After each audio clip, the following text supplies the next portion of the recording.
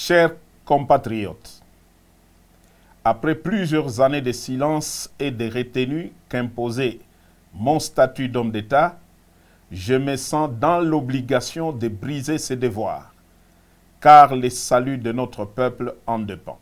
Les élections de 2018, qui ont consacré une passation pacifique du pouvoir pour la première fois en RDC, ont été soumises à un challenge dont l'objectif était la déstabilisation à la libyenne de tout le pays.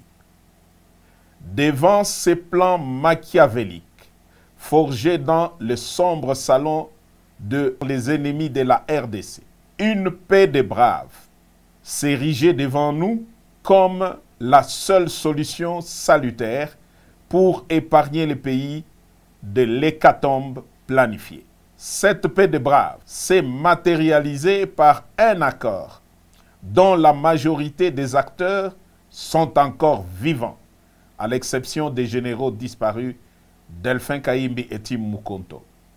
Paix à leur âme.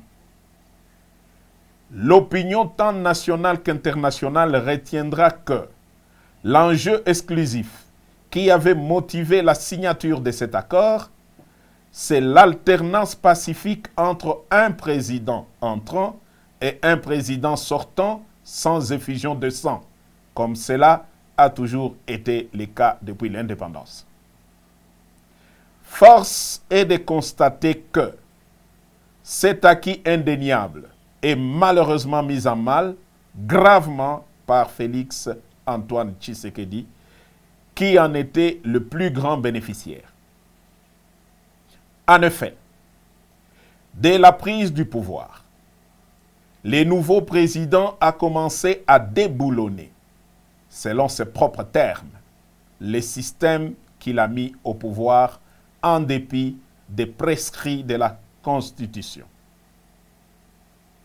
Son pouvoir a été caractérisé par des antivaleurs et des mots qui, aujourd'hui, mettent en péril l'unité du pays.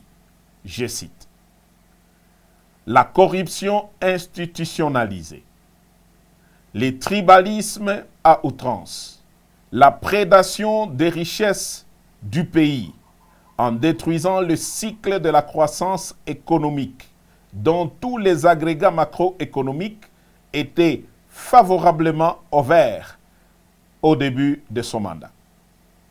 L'instrumentalisation et la tribalisation de la justice, les assassinats politiques, ainsi que le crime d'État dans le Katanga et dans l'Est de la République.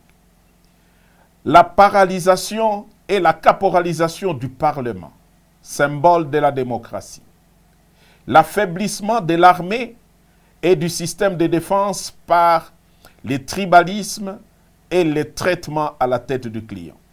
La gouvernance par défi, en muselant la presse et en violation de tout le droit de l'homme auquel le pays avait souscrit par une ratification solennelle des traités internationaux en la matière.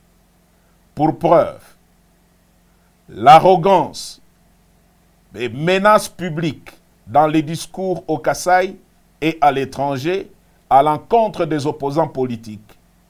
La mort de l'opposant Chérubin Okende est tout sauf un hasard. Le non-respect des accords nationaux, régionaux et j'en passe. Au dernier sommet de l'ONU, Fachi a raté l'occasion de se taire à 3 mois de la fin de son mandat. Dès lors, les devoirs et le patriotisme m'interpellent et m'appellent. Devrions-nous nous taire et regarder périr un peuple dont tous les espoirs étaient permis lors de la première alternance pacifique du pouvoir? Tshisekedi a perdu toute légitimité en reniant l'accord qui lui a permis d'accéder au pouvoir. Il est aujourd'hui comme un inconscient qui joue avec le feu dans une poudrière. Nous taire ou nous résigner serait trahir ce peuple qui a droit à espérer mieux. L'armée et la police, ainsi que toutes les forces de défense du pays, ne sont plus liées au devoir d'obéir dès lors que le commandant suprême est devenu lui-même un danger par son immaturité, son incompétence notoire, son népotisme et son comportement tribaliste qui menace l'unité nationale. Les élections prochaines seront le feu qui va embraser la poudrière. Car, loin d'être transparentes et inclusives, elles ont été organisées pour une tricherie à grande échelle et malheureusement cousues de fil blanc. J'en veux pour preuve. 1. La répartition des sièges ne représente pas la vérité démographique de province et les faits en faveur de milieux sociaux favorables à Fachi. 2. La CENI est fortement tribalisée, ainsi que toutes les chaînes de commandement pour l'organisation des élections, à savoir A. La chaîne de commandement des opérations électorales. B. La chaîne de financement des opérations électorales. Et C. La chaîne de sécurisation des opérations électorales. Sur plus de 450 tribus en RDC, le contrôle de toutes ces chaînes de commandement est assuré par une seule tribu, celle des Fachi. 3. Le fichier électoral est biaisé.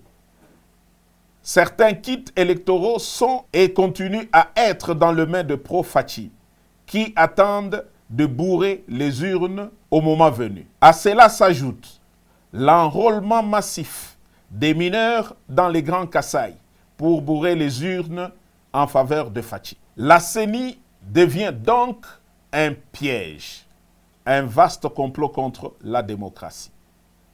Je répète, la CENI devient un piège et un vaste complot contre la démocratie. Il est donc impensable que des politiciens veuillent participer à de telles élections pour légitimer un pouvoir qui conduit le pays tout droit vers son implosion. Si, en connaissance de cause, ils y participent quand même, ça sera soit qu'ils sont complices de Fachi, soit parce qu'ils poursuivent des intérêts égoïstes, personnels et inavoués au détriment de l'intérêt général du peuple. Je ne reconnaîtrai donc point, par devoir sacré et sur le serment du soldat, les pouvoirs qui viendraient de ces piètres élections si jamais elles ont lieu dans les conditions si haut décriées.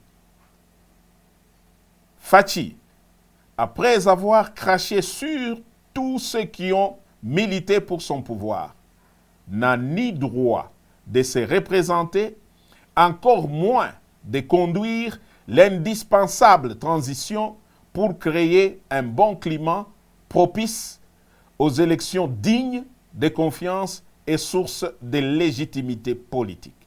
J'en appelle donc à la conscience de tous les fils et filles de la République à barrer la route à cet aventurier qui est comme un pachyderme dans une poterie. Aux compagnons d'armes effardés, vous avez fait montre d'une discipline exemplaire, d'éviter les courants de coups d'État en Afrique. Vous avez jugé bon de laisser Fachi terminer calmement son mandat. Mais alors, si d'ici le 20 décembre, rien ne change dans l'organisation d'une élection inclusive et crédible comme cité si haut, nous serons dans l'obligation d'appliquer et de faire appliquer l'article 64 de la Constitution. S'il a en lui un peu d'héritage de son père qui a consacré toute sa vie pour voir l'avènement de la démocratie dans RDC, Fachi doit se retirer pour l'intérêt supérieur de la nation. S'il continue à s'entêter, à écraser et museler l'opposition, qu'il sache que seul le fabricant du monstre est capable de les détruire. Autant nous lui avons donné le pouvoir, autant nous sommes capables de les lui reprendre, de gré ou de force, pour sauver la République. Tous les officiers supérieurs impliqués dans l'accord suivanté savent quel est le rôle que j'ai joué pour le faire accepter, même auprès des politiques qui géraient les institutions citoyennes de la République. Et Fachi en est pleinement conscient. Dieu sera juge entre lui et moi. Vive la République!